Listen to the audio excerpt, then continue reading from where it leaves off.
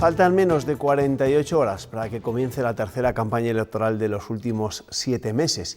Y esta noche retomamos una rutina habitual en este tiempo de noticias de la medianoche. Durante los próximos días vamos a hablar y a conocer a candidatos de los partidos que tienen opciones de lograr representación en las urnas el 10 de noviembre. Empezamos esa ronda con una formación que espera volver al Congreso después de quedarse sin representantes en esas elecciones del 28 de abril, aquí en nuestra comunidad. Nuestra invitada se llama Rocío Anguita y es candidata de Unidas Podemos por la provincia de Valladolid. Rocío, ¿qué tal? Bienvenida, muy buenas noches. Buenas noches. Esa encuesta del CIS, la que hemos conocido esta mañana, dice que su partido podría lograr recuperar un escaño por la provincia de Valladolid. ¿Cómo lo valoran? ¿Se cree ese sondeo? Bueno, pues es un poco confirmando los datos que nosotros también estábamos manejando. El último diputado, el quinto diputado por la provincia de Valladolid, parece claramente, y el sondeo del CIS lo dice, y todos los datos que manejábamos también, que está en disputa, y la disputa no es a la izquierda, sino es con la extrema derecha. Estamos disputando ese último diputado con Vox. Entonces, bueno, nosotros tenemos bastante esperanza en volver a conseguir, en este caso, que una diputada de Unidas Podemos vuelva al Congreso de los Diputados por Valladolid. Sin embargo, en el CIS no les ha ido mal, pero las encuestas privadas que se han ido conociendo en los últimos tiempos sí que les daban, en términos generales, una pérdida considerable de representación.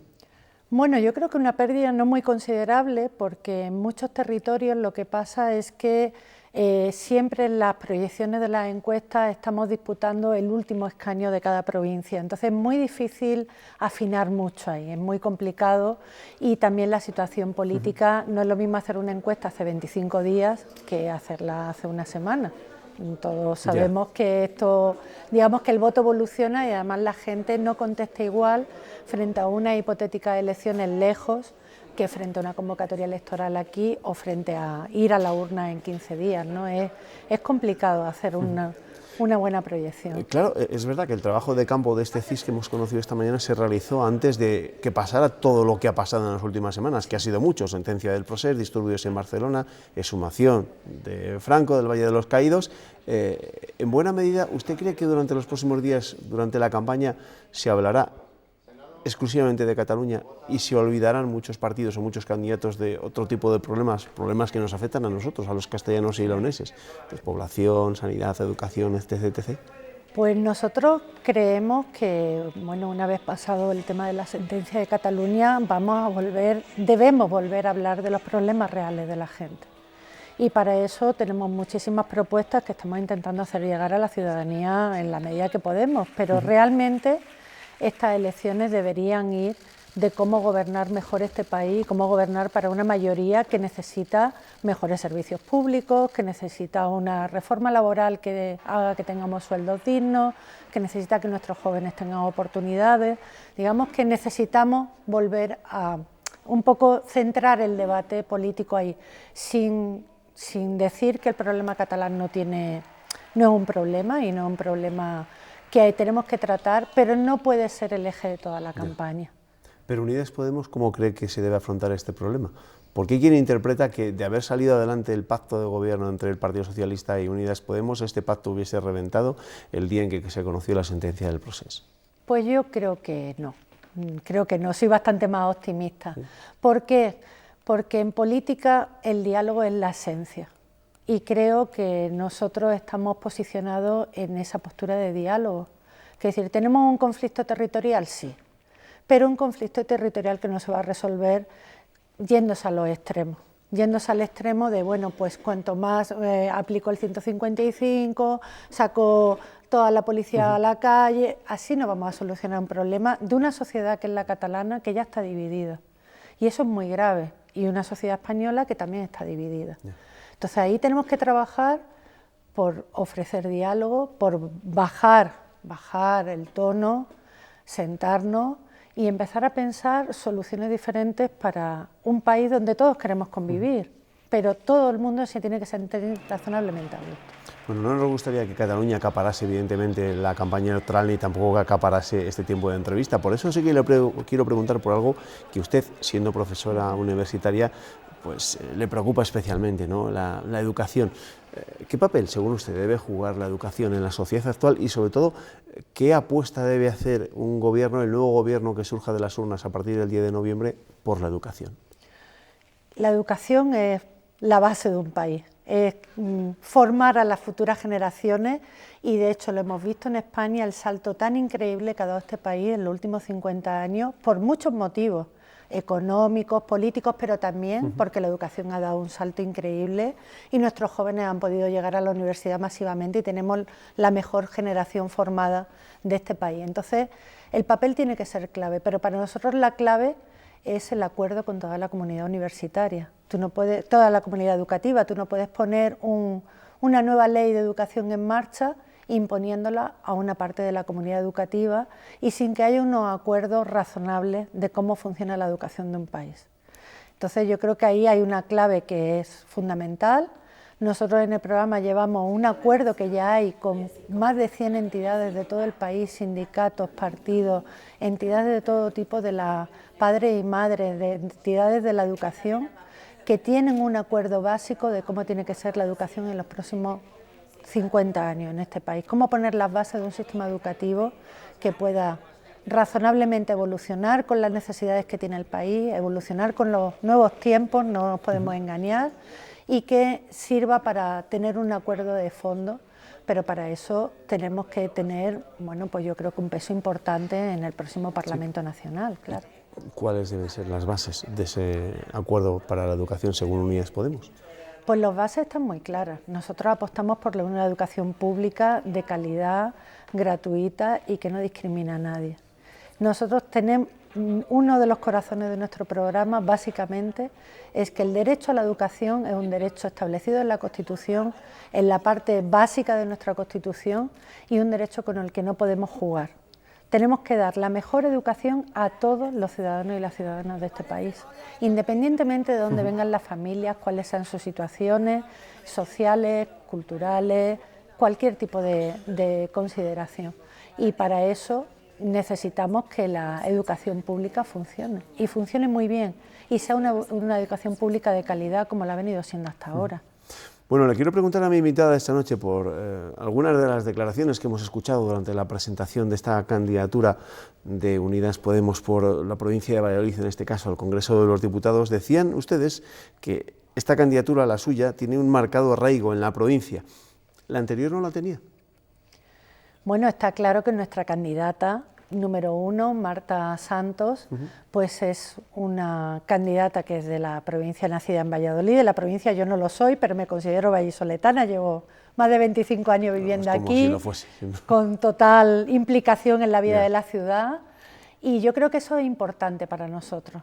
A nadie se le oculta que nuestro anterior candidato en las elecciones generales fue una persona que venía de Madrid, y bueno, así lo aceptamos y bueno, y así pasó, ¿no?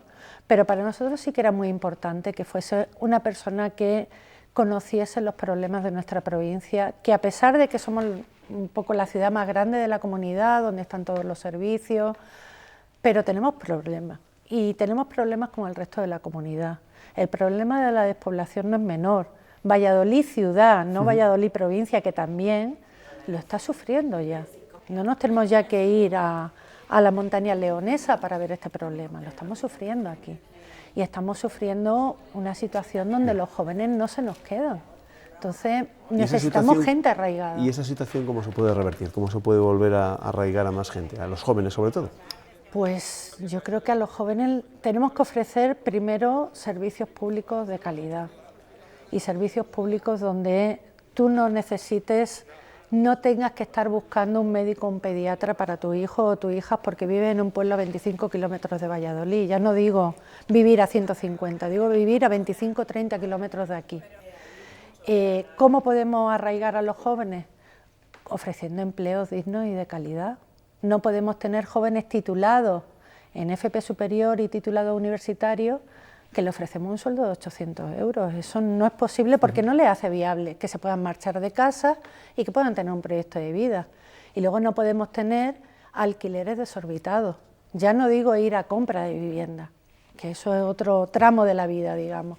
Pero no podemos tener alquileres desorbitados y hay que intervenir en el mercado del alquiler y en el mercado de la vivienda. Esto no puede ser la oferta y la demanda, porque la vivienda es un bien social, lo dice la Constitución, y nosotros tenemos que velar para que ese bien social sea un bien para todo el mundo y en especial para nuestros jóvenes, porque la sangría de jóvenes que estamos teniendo en esta región es imparable, es muy preocupante, y yo no conozco a nadie de mi entorno que tiene hijos como yo tengo ya uno con 30 años que ya marchó de casa, y yo que tengo suerte lo tengo en Madrid.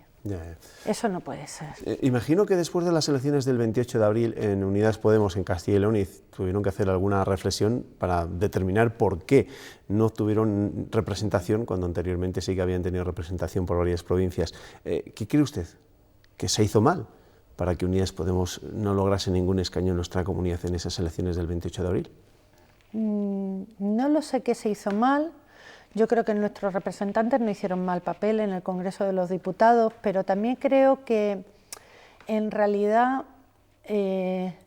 normalmente las elecciones generales se juegan poco en los territorios. Y me explico, nosotros tenemos propuestas para el territorio, y aunque tenemos un programa general aquí, pero luego intentamos tener propuestas, puesto, como me preguntabas, para la provincia de Valladolid, ¿qué podemos hacer? ¿Qué podemos proponer? Pero me temo que esa no es la percepción que tenemos en general. Ahora estamos preocupados porque vamos a unas nuevas elecciones, que es un desastre. Ir a unas nuevas elecciones después de que tuvimos una en abril es un desastre, eso nadie se lo oculta. Y estamos pensando en qué vamos a votar para tener un nuevo gobierno.